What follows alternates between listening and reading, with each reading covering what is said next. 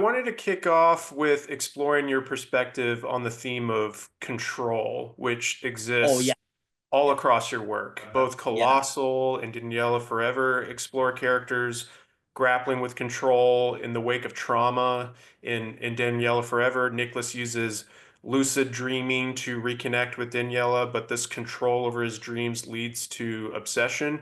Can you recall the stepping stones of interest for you in wanting to explore the theme of control in your films? And I have to say that there's a bunch of short films you haven't seen of mine that go deep into it too. Like since I was a teenager, so there's always something there about that. And you could say that the theme of control is inherent to the act of making film. That is unavoidable. Like like being able to make a movie written by you, which is crazy. Like yeah, like you write a movie that comes from a really intimate place, and then you are able to call people from different parts of the world, people who will never met each other, Yeah. and there will be a night at I don't know 3 a.m. deep in the night, and someone is going to make fake rain for your characters to be affected by it, and someone is going to hold the lights, and the other guy is going to hold the boom, and it's just because you have control over it, which is insane if you think about it. Hmm. So there's that. On the other hand, it doesn't make sense that I'm investing my life in talking about. I'm not shooting movies about the fact that I'm shooting movies. Like that feels completely empty. Like there's So what's the point of making a movie about making a movie? Like at the end of the day, it feels like you're like walking in circles. Like Yeah. if you have a thematic unity in everything that you do, it's weird to think that at the end of the day it's nothing. If I'm able to find the solution to this puzzle, it means that the question is another one. Like you will never Hmm. be able to interrogate yourself up to the very end. It feels counterintuitive. Like maybe someone else is able to solve this mystery, but I'm just if this is if we are like watching a soccer play, I'm inside the ball, I'm inside the ball. Like I can be the center of the whole thing, but my perspective is broken by nature Hmm. because I'm inside this whole thing. Right. How has this film shifted how you perceive reality? Do you pay attention to things differently? Are you okay with letting some things fall into the gray zone, so to speak?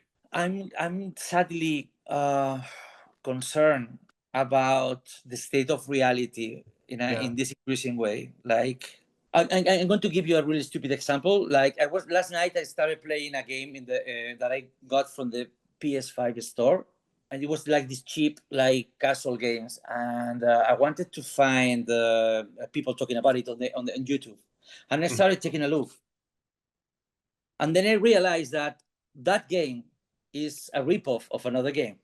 Yeah. But no one is saying that. All the videos coming from the original or the ripoff are praising the benefits of the attributes of each of the both games, but no one, and I'm real, no one is saying, "Come on, guys, this is a ripoff to the other game." Hmm. And that for me is a sign that reality is crumbling. You know that is for me is a whole betray of the way that is a total corruption of the way that I'm used to get information from the media since I'm a child. Like information is not this is not displayed in the same way. It's not present in the same way. Like there are spaces, there are moments there are places in the information available that you can see like a dark hole, like something that is not said. Yeah. And even if it's just a stupid thing, I feel like a real wall is growing in some places. Yeah. Like, are you telling me that no one on YouTube, this global platform, is questioning this game because it's a ripoff of the other? Are you Yeah. telling me that that discourse is not alive? I don't know. Yeah. I don't know.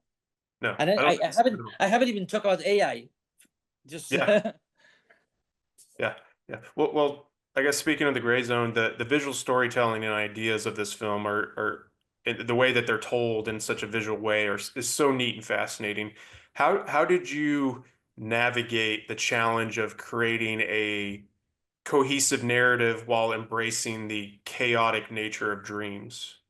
Well, it's a tricky question because you're not like solving a Sudoku puzzle. It's not something that it's something that you don't know. You don't have you don't have the you don't have a finish line, and you know that okay, we solve it now. Now it works, because even if you feel satisfied at some point, you know that some people will antagonize the film, Hmm. and you have to be mature enough to know that they are right in coming from their point of view, like, because movies are not science. It's just, I mean, all reaction coming from the same movie are right in its way. So you don't even know if you reach the finish line. You don't even know if you made a good job. You don't know for sure. You can feel it. You can use your intuition, but you Hmm. don't have like this certificate that proves that you made it. Hmm. So it's something that deals with faith and confidence, and a lot of subjective terms Yeah, and procedures. It's not. I mean, you love to do a lot of job in a movie, and you know the feeling that you it's already great. I mean, okay, this is what we wanted to reach, and it's kind of there. And you need to be really aware of your objectives before you start writing. But you never know what's the finish line. You never know if you made it. So true. you leave it for the rest of the world to consider it. Yeah, yeah, yeah. Because this film uses lucid dreaming as a metaphor for escapism or as a tool Mm. for confronting unresolved emotions. Did you just feel that the possibilities were endless, such as the VHS-like aesthetic of reality, the specificity of a haunted house with Dracula, a chainsaw, the Yeah. smell of it? I have to confess something. I'm not interested in dreams or lucid dreams. I don't care about the specifics of the procedure, but I'm interested in depression and grief, and coping with both things in ways that may be right or wrong. And of course, I'm talking about drugs, and I'm talking about getting addicted to, come on, a pill. Like, he's taking pills and he gets addicted to pills. I'm interested in all the stuff. For me, dreams and lucid dreams, that's the lie that I'm telling to Sure. myself in order to structure the movie. And so I'm Yeah. just a tree where I hang everything else. But the things I'm interested in are like depression and coping with depression. And half of the movie is depressed, and the other movie is coping. Mhm. Like, you have to be sincere about the movie. You don't If you're making a movie in a way that you know is going to make its path easier to this kind of critics, or this kind of festival, or this kind of awards, or this kind of box office exploitation.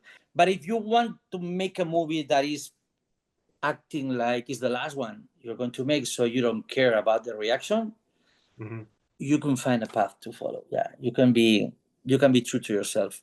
I'm not talking about the themes. I'm talking about the form, like the way the movie shot. Yeah, Well, please stay on the path that you're on. You're continuing to challenge my mind, and I so appreciate it. I And appreciate you that. have a lot Thank of you so great much. work ahead of you. So thank you. Thank you. You're gonna be able to see my next thing in a week, like, in next week's 18th July. Oh, that's So awesome. my next thing, which is the most radical thing I ever done, is gonna be on Netflix, all over the world, the 18th of July. And because it's a Spanish series, there will be no campaign in US. So I want to take all the people who enjoy my thing. Okay, please, a week later, a week apart from Daniela Forever, you get Superstar in Netflix, and it's the most Vigalondo of of my films. Awesome. Well, I can't wait to watch it. So thank you so Oh much. yeah, I hope you enjoy. Yeah, yeah.